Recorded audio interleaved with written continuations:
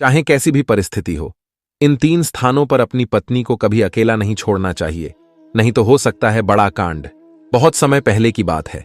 एक व्यापारी और उसकी पत्नी व्यापार करने के लिए अपने राज्य से दूसरे राज्य में जा रहे थे। जब वे दूसरे राज्य की सीमा में पहुंचे तो उन्हें रास्ते में कुछ डाकू मिल गए और उन डाकुओं ने उस व्यापारी और उसकी पत्नी के पास जो कुछ भी था वह सब कुछ लूट लिया। इस तरह व्यापारी और उसकी पत्नी को डाकुओं ने भिखारी बना दिया। इसके बाद डाकुओं का गिरोह वहां से चला गया। डाकू तो चले गए, लेकिन व्यापारी और उसकी पत्नी लुट जाने के बाद चिंता में पड़ गए और सोचने लगे कि आगे क्या किया जाए। एक तो अनजान शहर, और अनजान शहर में दोनों का बुरा हाल, क्योंकि अनजान शहर में पैसा ही सब कुछ होता है। व्यापारी अपनी पत्नी को लेकर अनजान शहर की तरफ बढ़ने लगा। उसे यह चिंता खाए जा रही थी कि अब व्यापार करूं तो कैसे करूं। वह इसी चिंता में चला जा रहा था कि उसे नगर के बाहर एक साधु की कुटिया दिखाई दी। व्यापारी अपनी पत्नी को लेकर कुटिया की तरफ चल दिया।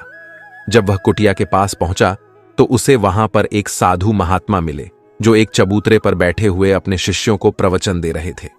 साधु को देखकर व्यापारी सोचने लगा कि क्यों न इन साधु महाराज को अपनी समस्या बताऊं, शायद ये मेरी समस्या का कुछ समाधान कर दें। ऐसा विचार करके व्यापारी उन साधु महात्मा के पास पहुंच गया और बहुत ही विनम्र स्वर में अपनी समस्या उन महात्मा को बताई। उसने कहा, महाराज, यदि किसी तरह आप मेरी पत्नी को किसी सेठ के पास गिरवी रखवाकर मुझे कुछ पैसे दिलवा दें तो आपकी बड़ी कृपा होगी। साधु ने व्यापारी की बात सुनी तो उसे उस व्यापारी पर दया आ गई। साधु ने अपने परिचित सेठ के बारे में बताया और उस व्यापारी को उसके पास भेज दिया। व्यापारी अपनी पत्नी को लेकर उस सेठ के पास पहुंच गया और सेठ से हाथ जोड़कर कहने लगा, सेठ जी, मुझे कुछ पैसे की आवश्यकता है। मेरे पास गिरवी रखने के लिए और तो कुछ नहीं है, बस मेरी पत्नी है। आप मेरी पत्नी को गिरवी रखकर मुझे कुछ पैसे दे दीजिए। मैं उन पैसों से व्यापार करके जल्दी ही आपकी रकम सूद समेत वापस कर दूंगा और अपनी पत्नी को आपसे छुड़ा लूंगा। तब तक मेरी पत्नी आपके दिए हुए पैसे में गिरवी रहेगी। सेठ ने जब उस व्यापारी की बात सुनी तो पैसे देने के लिए तैयार हो गया और पैसों के बदले में व्यापारी की पत्नी को अपने पास गिरवी रख लिया। व्यापारी सेठ के पास अपनी पत्नी को गिरवी रखकर और उससे कर्ज लेकर व्यापार करने के लिए आगे बढ़ गया। व्यापारी ने उन रुपयों से अनाज का व्यापार शुरू कर दिया। व्यापारी सस्ते दामों में किसानों से अनाज खरीदता था और दूसरे जरूरतमंद किसानों को महंगे दामों में बेच देता था। इस प्रकार व्यापारी ने उन पैसों से बहुत ही कम समय में अच्छा खासा धन अर्जित कर लिया। जब उस व्यापारी ने खूब पैसा कमा लिया तो 12 महीने बाद फिर व्यापारी उसी नगर में वापस लौट आया, जिस नगर में वह अपनी पत्नी को सेठ के पास गिरवी रखकर गया था। व्यापारी नगर में आकर सीधा उस सेठ के पास पहुंचा और कहने लगा, सेठ जी, आप अपना हिसाब करके मुझसे रुपए ले लीजिए और मेरी पत्नी को मुझे वापस लौटा दीजिए। यह सुनकर सेठ ने कहा, भाई, क्या बताऊं, आज से 2 महीने पहले की बात है। तुम्हारी पत्नी अचानक बीमार पड़ गई और उस बीमारी के कारण तुम्हारी पत्नी की मृत्यु हो गई। मैंने तुम्हारी पत्नी का बहुत इलाज करवाया, अच्छे से अच्छे वैद्य को बताया, लेकिन फिर भी तुम्हारी पत्नी को नहीं बचा सका। व्यापारी ने जब सेठ के मुंह से यह बात सुनी तो वह बड़ा दुखी हुआ। फिर थोड़ी देर में धीरज बंधाकर व्यापारी ने सेठ से कहा, सेठ जी, जो होना था वह तो हो चुका है। शायद मेरे नसीब में ही ऐसा लिखा हुआ था। फिर भी आप अपने पैसे मुझसे ले लीजिए ताकि मुझे इस बात का संतोष हो जाए कि मैंने अपना आर्ण चुका दिया और मैंने आपका कर्ज चुकाकर अपनी पत्नी को गिरवी रखने के कलंक से खुद को बचा लिया। व्यापारी की बात सुनकर वह सेठ बोला, नहीं भाई, अब मैं तुमसे वह पैसे कैसे ले सकता हूं। जब मैं तुम्हारी अमानत ही तुम्हें नहीं लौटा सकता तो अपना कर्ज वापस लेने का मुझे कोई हक नहीं है। व्यापारी ने बार बार सेठ से अपना आर्ण वापस लेने का अनुरोध किया, परंतु सेठ नहीं माना। फिर उदास भाव से व्यापारी जब वहां से निकला तो रास्ते में फिर उसी स्थान पर पहुंच गया जहां पर वह उन साधु महात्मा से पहली बार मिला था। हमेशा की तरह साधु महात्मा अपने चबूतरी पर बैठे हुए अपने शिष्यों को प्रवचन दे रहे थे। व्यापारी भी मन की शांति के लिए जाकर वहां पर बैठ गया और उस साधु महात्मा का प्रवचन सुनने लगा। साधु महात्मा ने जब उस व्यापारी को देखा तो उसे पहचान गए और उसका हालचाल पूछने लगे। व्यापारी ने पूरा घटनाक्रम उन साधु महात्मा को बता दिया। वह साधु एक सिद्ध महात्मा थे। व्यापारी की बात सुनकर उस साधु ने कहा, भाई, उस सेठ ने तेरे साथ धोखा किया है। तेरी पत्नी निश्चित रूप से जीवित है। भाई, तेरी पत्नी को या तो उस सेठ ने अपने घर में छिपा लिया है या फिर उसे अपने किसी परिचित के यहां दूर किसी जगह भेज दिया है। अब तू ऐसा कर, यहां के राजा के पास चला जा और राजा के दरबार में जाकर प्रार्थना कर कि राजा साहब, मेरी पत्नी को सेठ से दिलवा दो, क्योंकि इस नगर का जो राजा है वह बहुत बुद्धिमान व्यक्ति है। वह निश्चित ही उस सेठ पर जोर डालकर तुझे दिलवा देंगे। उसके दरबार में ही तुम्हारा फैसला होगा। जब उस व्यापारी ने उस साधु महात्मा के ऐसे वचनों को सुना तो वह व्यापारी साधु महात्मा की बात मानकर राजा के दरबार में पहुंच गया और राजा के दरबार में पहुंचकर राजा से गुहार लगाने लगा कि महाराज, मेरी पत्नी को सेठ से मुझे दिलवा दीजिए। व्यापारी की प्रार्थना सुनकर राजा ने सेठ को बुलाया और उससे कहा, सेठ, यह बात सच है कि व्यापारी कुछ रुपयों के बदले में अपनी पत्नी को तुम्हारे पास गिरवी रखकर गया था? सेठ ने स्वीकार करते हुए कहा, हां राजन, व्यापारी की यह बात बिल्कुल सच है। राजा ने फिर कहा, तुम इसकी पत्नी को क्यों नहीं लौटा रहे हो? राजा की बात सुनकर वह सेठ बोला, कैसे लौटाऊं महाराज? मैंने इस व्यापारी को बता तो दिया कि आज से 2 महीने पहले उसकी पत्नी की मृत्यु हो चुकी है। महाराज, अब मैं धर्मराज के पास जाकर तो इसकी पत्नी को वापस नहीं ला सकता। राजा ने पूछा, कोई गवाह है तुम्हारे पास जो इस बात की पुष्टि कर दे कि इसकी पत्नी की मृत्यु हो चुकी है? तो सेठ बोला, जी महाराज, इस बात की पुष्टि वह अच्छी तरह से कर देगा जिसने इस व्यापारी की पत्नी का इलाज किया था, और वे 4 व्यक्ति जो इसकी पत्नी को श्मशान में जलाकर आए थे। उस सेठ ने यह बात इतने आत्मविश्वास के साथ कही कि राजा को भी उस पर भरोसा हो गया। तब राजा ने व्यापारी से कहा, भाई, अगर तुम्हारी पत्नी जीवित होती तो हम तुम्हें अवश्य दिलवा देते। अब तो हमारी भी मजबूरी है। इस प्रकार राजा ने व्यापारी को समझा बुझाकर वापस भेज दिया। व्यापारी फिर से साधु महात्मा के पास पहुंचा और जो कुछ दरबार में राजा और सेठ ने कहा वह सारी बातें साधु महात्मा को बता दी। यह सब सुनकर उस ज्ञानी महात्मा ने कहा, मैंने राजा को इतना विवेकहीन नहीं समझा था। मुझे दुख है कि उसने तुम्हारे साथ न्याय नहीं किया। उस राजा ने सेठ की बातों पर तो यकीन कर लिया और तुम्हें समझा बुझाकर मेरे पास वापस भेज दिया। अब तुम मेरी एक बात सुनो, एक बार फिर से राजा के पास जाओ और उसे कहना कि सिर्फ 3 घंटों के लिए वह अपनी राजगद्दी पर मुझे बैठने का अधिकार दे दे। तब मैं राजा को बताऊंगा कि न्याय कैसे किया जाता है और न्याय किसे कहते हैं। वह व्यापारी एक बार फिर से राजा के दरबार में पहुंचा और जैसा उस साधु महात्मा ने कहा था उसने राजा से कह दिया।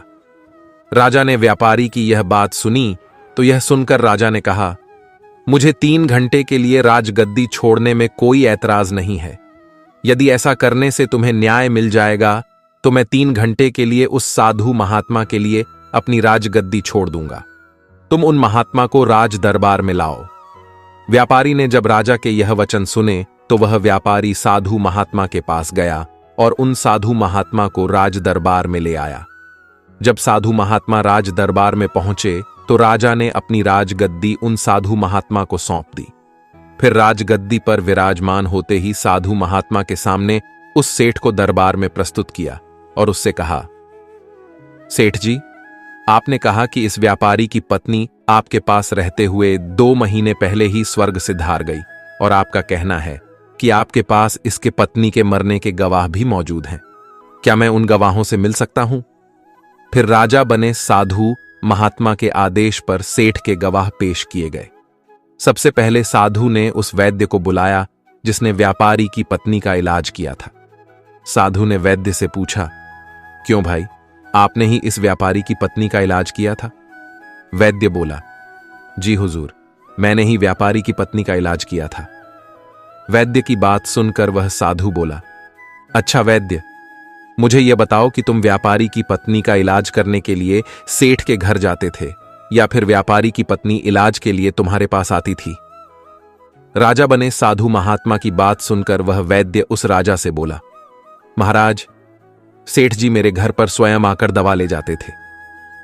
साधु बोला, यानी तुम विश्वास के साथ यह नहीं कह सकते कि वह दवा सेठ व्यापारी की पत्नी के लिए ही ले जाता था या फिर किसी और के लिए?